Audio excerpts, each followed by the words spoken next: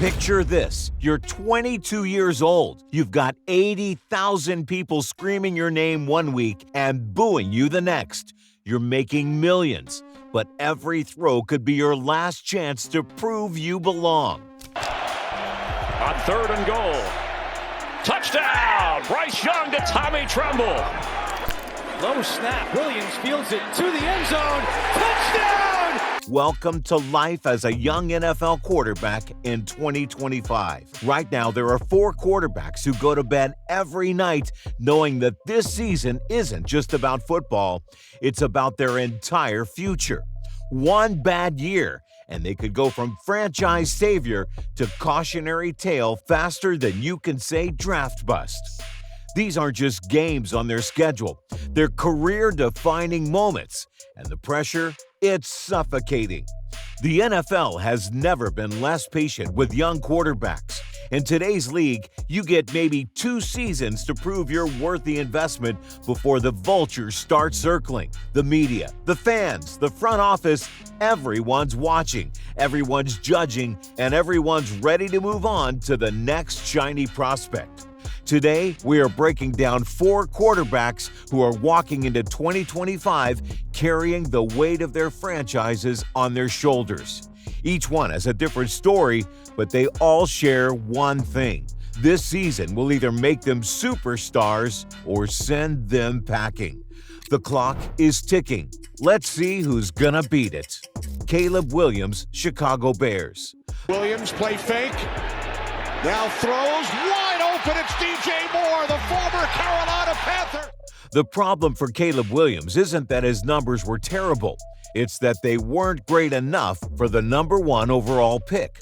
Look at those stats, 3,541 yards and 20 touchdowns. Those are solid numbers. But when you're drafted to be the franchise savior, solid doesn't cut it. Sure, he broke some Bears rookie records with 562 pass attempts and 351 completions. But let's be honest, that's like being the tallest person in a room full of children. The Bears haven't had a franchise quarterback since, well, maybe ever. Setting their rookie records isn't exactly setting the bar high. But here's the number that should terrify Bears fans: 68 sacks. That's not just the most among rookie quarterbacks, that's a franchise-killing number that shows Williams was either holding the ball too long or protection was non-existent, probably both. His 62.5% completion rate and 87.8 passer rating, they're respectable, but they pale in comparison to what fellow rookie Jaden Daniels put up in Washington. While Williams was getting pounded behind Chicago's line, Daniels was looking like the offensive rookie of the year. The comparisons are inevitable, and they're brutal. Even that 489 rushing yards that set a Bears rookie record tells a story. Williams was running for his life all season. When you're scrambling that much, it usually means the pocket game isn't working. Now, heading into year 2, the Bears have gone all in. They brought in offensive mastermind Ben Johnson as head coach, rebuilt the offensive line, and added even more weapons around Williams. The message is crystal clear. We've given you everything. Now deliver.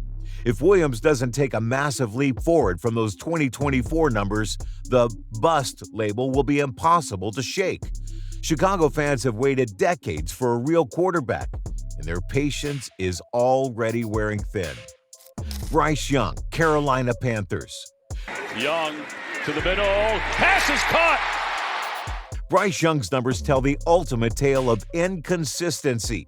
Over 30 games, he's thrown for just 5,280 yards with 26 touchdowns. To put that in perspective, that's fewer touchdowns than some quarterbacks throw in a single great season. Josh Allen threw 29 touchdowns in 2024 alone. But look closer at those numbers, and you see the story of 2 different quarterbacks. That rookie season was rough. 2,877 yards, 11 touchdowns, and 10 interceptions with a brutal 73.7 passer rating.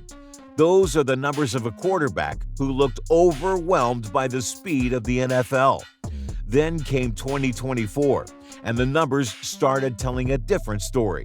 Those 2,403 passing yards and 15 touchdowns represent clear improvement, especially when you consider he got benched mid-season. His completion percentage jumped up, and more importantly, the turnovers went down. When he came back from that benching, the quarterback who put up those late-season numbers looked like a completely different player. The question everyone's asking, which set of numbers represents the real Bryce Young? Is it that 59.8% completion rate and 73.7 passer rating from his rookie year? Or is it the improved efficiency we saw in the back half of 2024? Here's what makes the pressure so intense. Over 30 games, Young has averaged just 176 passing yards per game. In today's NFL, that's simply not enough production from your franchise quarterback.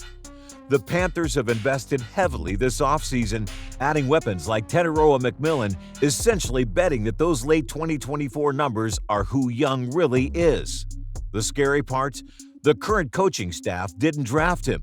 Dave Canales was the one who made the call to bench Young when those early 2024 numbers weren't cutting it.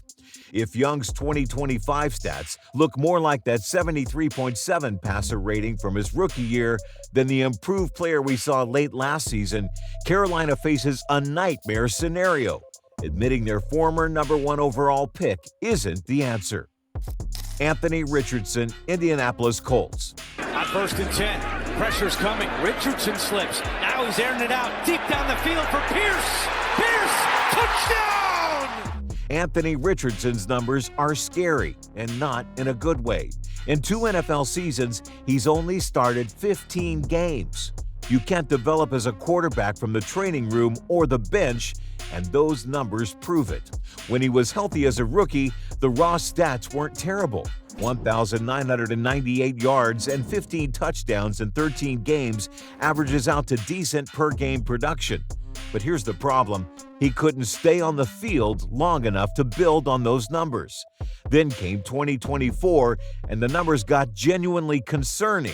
A completion percentage under 50% in today's NFL is almost unheard of for a starting quarterback.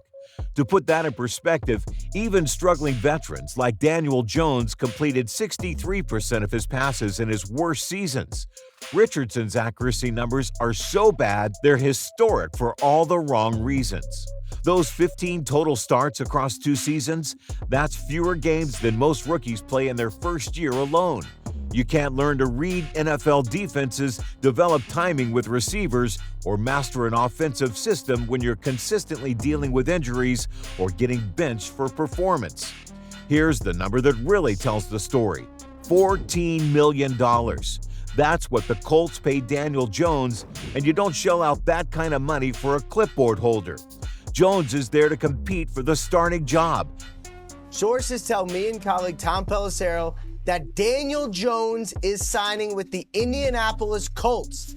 And early reports suggest he's been taking first-team reps while Richardson deals with more shoulder issues. Richardson's career completion percentage, games missed due to injury, and the fact that he was benched mid-season in 2024 all point to the same conclusion. The Colts are losing faith in their former top 5 pick. If he can't dramatically improve those accuracy numbers and stay healthy, those 15 career starts might be all he gets as a franchise quarterback. The math is simple and brutal. Richardson needs to prove he can complete more than half his passes and stay on the field for a full season. If he can't, that $14 million investment in Jones starts looking less like competition and more like a replacement plan. J.J. McCarthy, Minnesota Vikings. J.J. McCarthy's stats are unlike the others on this list.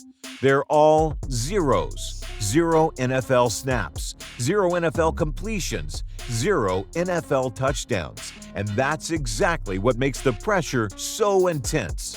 His college numbers were spectacular. 27-1 record at Michigan and a national championship. J.J. McCarthy looking over the middle. Caught! Touchdown Wolverines! Roman Wilson. J.J. McCarthy threw that one off his back. But here's the harsh reality. Those college stats mean nothing when you're stepping into an NFL huddle for the first time. Just ask Tim Tebow how much his college success translated. The scariest number for McCarthy? 14. That's how many games the Vikings won in 2024 with Sam Darnold at quarterback. Think about that for a second. They won 14 games with Sam Darnold, a quarterback who had bounced around the league for years. Now they're handing those same weapons to a guy with zero NFL experience. Meanwhile, the competition in his division is brutal. The NFC North had 3 teams win 11 or more games in 2024. McCarthy isn't just trying to manage a game here and there. He's going up against the Lions team that went to the NFC Championship, Jordan Love in Green Bay, and Caleb Williams in Chicago, who at least had a year of NFL experience under his belt. That 0 in the NFL snaps column means McCarthy has never felt the speed of NFL pass rushers, never had to read NFL defensive schemes, and never had to deal with the pressure of 80,000 fans booing when things go wrong. College success with a 27-1 record is impressive, but it doesn't prepare you for facing Aiden Hutchinson twice a year or dealing with the defensive schemes that Packers coordinator Jeff Hafley is going to throw at you. The Vikings aren't rebuilding, they're reloading. With Justin Jefferson, TJ Hawkinson, and a defense that expects to compete for a Super Bowl, there's no learning curve allowed. If McCarthy struggles early and those zeros start piling up in the loss column, the Vikings could go from 14-win playoff team to divisional cellar dwellers overnight. 4 quarterbacks, 4 different statistical stories. One common thread: suffocating pressure. Caleb Williams needs to prove those 68 sacks and inconsistent play were just rookie growing pains.